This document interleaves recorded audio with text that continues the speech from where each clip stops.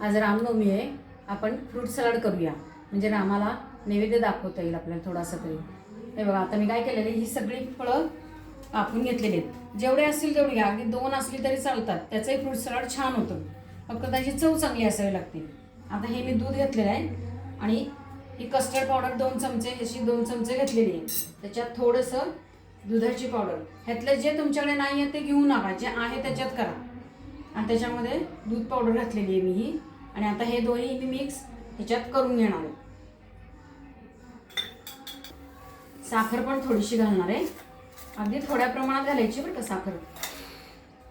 ही साखर एवढी 2 किंवा 3 चमचे ही घालून घेतलेली आहे। आणि आता मी हे गॅसवरती थोडं गरम करून घेणार आहे, म्हणजे कस्टर्ड पावडर आपली त्याच्यामध्ये घट्ट होईल आणि दूध त्यात मिक्स होईल।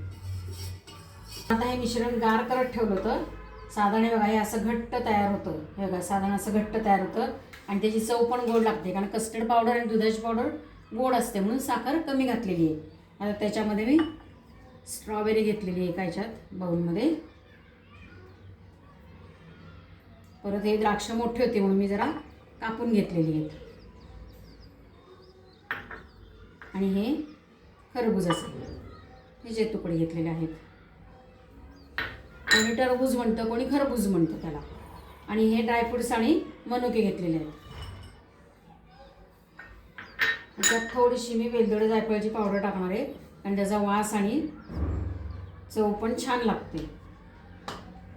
आता आपण हे जे मिश्रण घट्ट केलेलं आहे ते ह्याच्यात ओतून घ्यायचं आहे।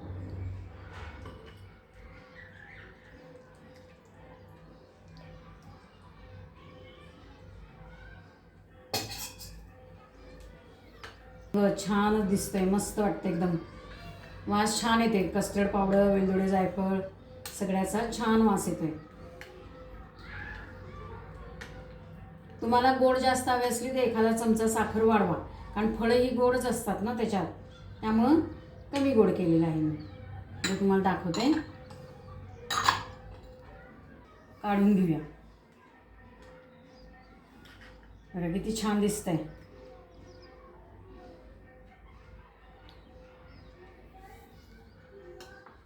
हे आपल्याकडे फ्रूट सलाड तयार झालेलं आहे। खायचं, घरातलं खायचं, हेल्दी राहायचं, मस्त राहायचं। लाईक, शेअर आणि सबस्क्राईब करायचं।